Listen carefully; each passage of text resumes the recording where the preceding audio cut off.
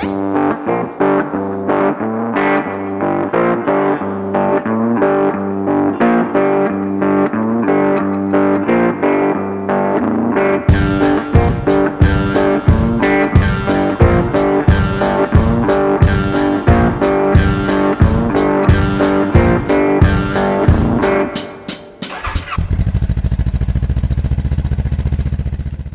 third day of my trip would take me 325 kilometers from Rimouski to Cap Chat, finally traveling along the Trans Quebec Trail. But first I had to stop for a traditional Canadian breakfast.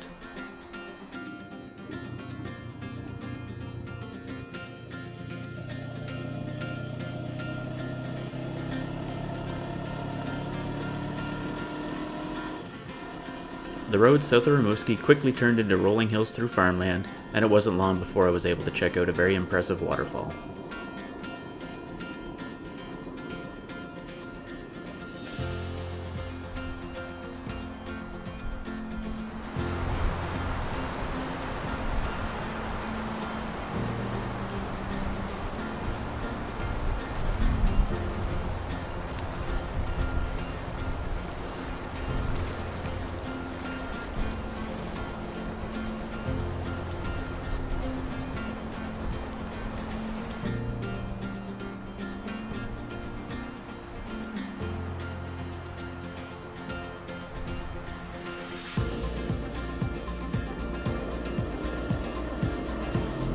After leaving the waterfall, I was finally on the Trans Quebec Trail, heading east towards Gaspésie. This section consisted of flowing gravel roads which were just a blast to ride through.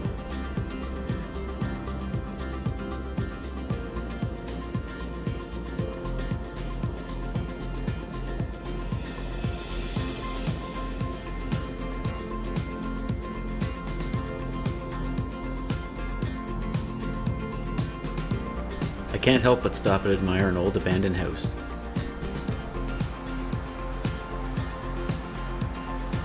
Stopping just long enough to take a quick peek into the windows before moving on.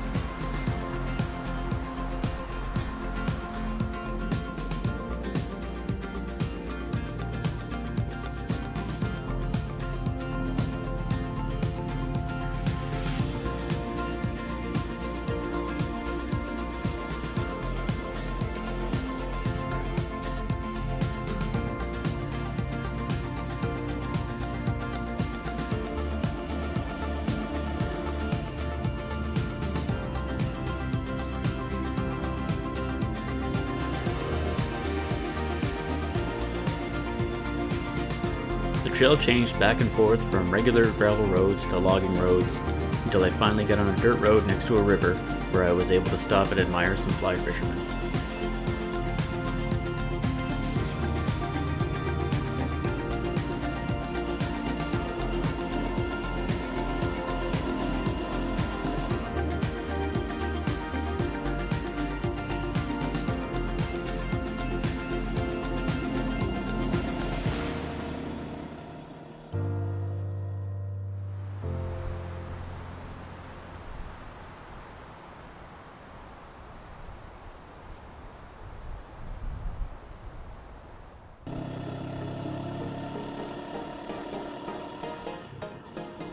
I think abandoned houses are up there with lighthouses and covered bridges. You just have to stop.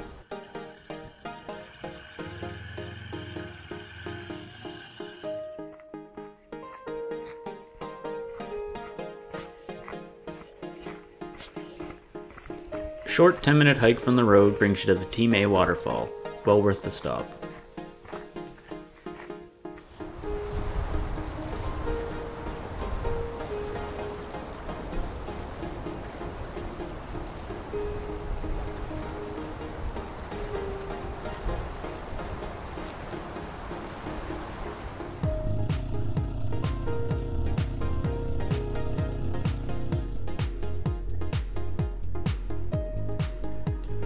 The section of the Trans Quebec Trail around the Team A waterfall was a little more tarmac than I had expected, but I wasn't complaining when I came across the field full of windmills.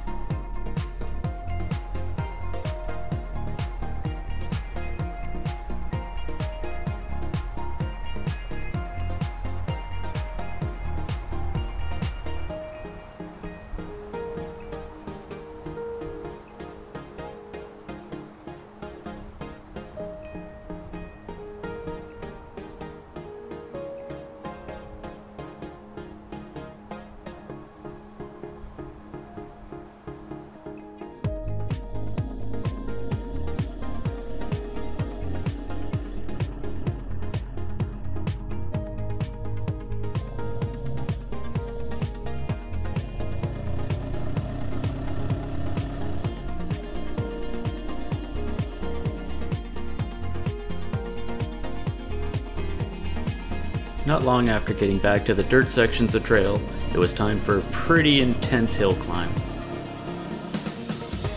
For the most part, the terrain wasn't too bad, but the combination of 3 switchbacks, incline, and baby head rocks here and there made it a little nerve-wracking. Having had to work so hard to keep up my momentum to climb the hill and not being able to see through the trees, I wondered if the view at the top would be worth it.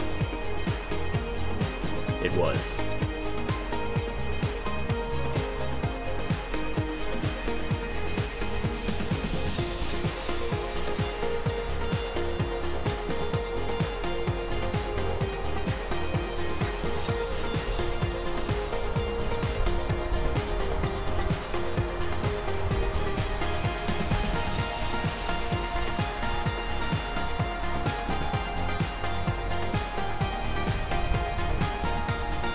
While admiring the view from the top of the mountain, I had to come to terms with the fact that the route required me to go back down. So the hill had a 19% grade. For some perspective, if you've ever done the Mount Washington Auto Road, the longer, steep sections there are 18%, and the steepest section is a little over 20, so yeah, this was steep.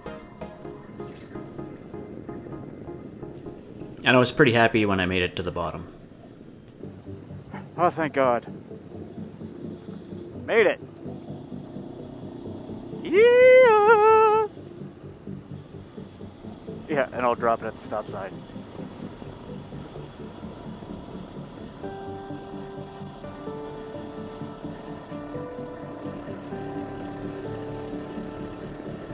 When I got to the bottom of the mountain, my wrists were killing me, so when I saw a nice spot by the river, I did a quick turnaround so that I could have a nice Gatorade and beef jerky dinner.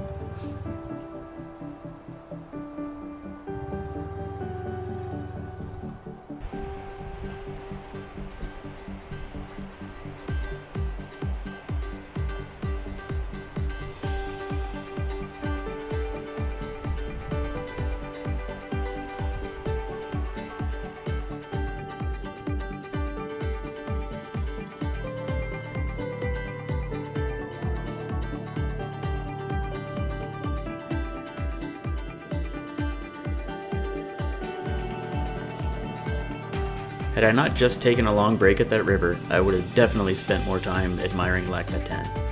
Just spectacular.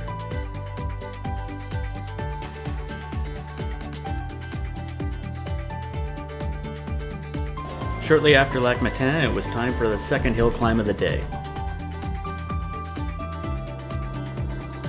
While not as steep as the previous mountain, this route was definitely rougher and was about 6.5 kilometers long to get to the top. This would be a great spot to end your day. Where the road ends, there's a picnic table and a fire pit. Just perfect.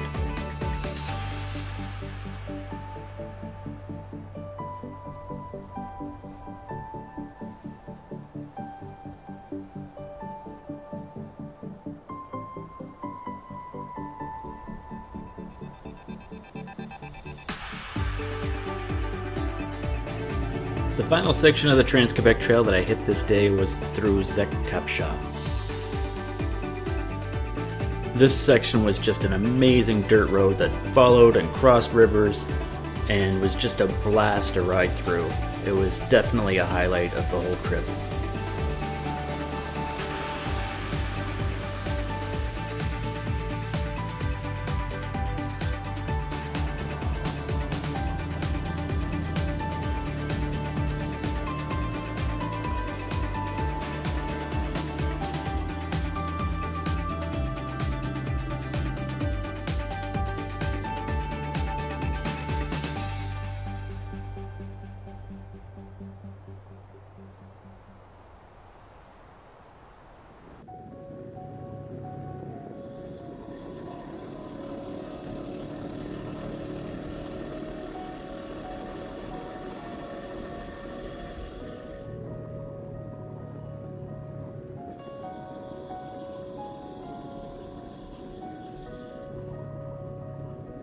In order to ride through this section, you do have to pre-register with ZEC Cap Chat.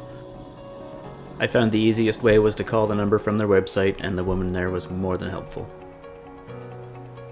just leaving. Okay. Thank you.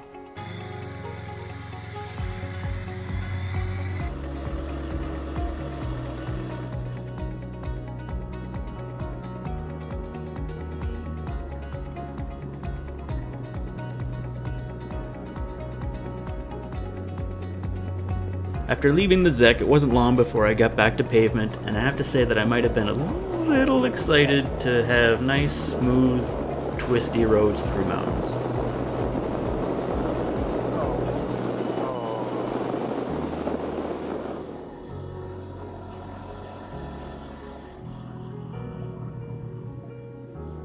After following a four-wheeler into the town of Cap Chat for some essential camping supplies, it was time to head to the Phare Cap Chat campground.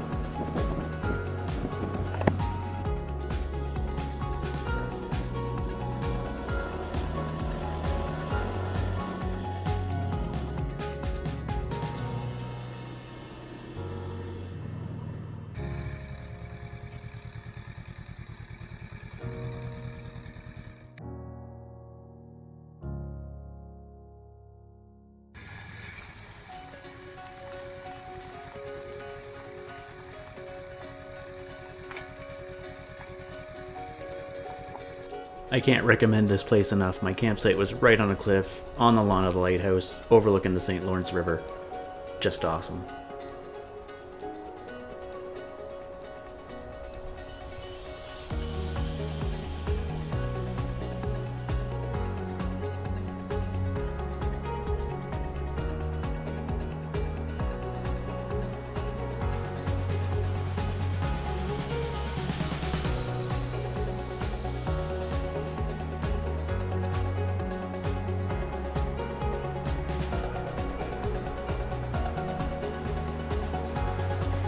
It's a perfect place to watch the sunset, enjoy a campfire, and share it all with a new friend.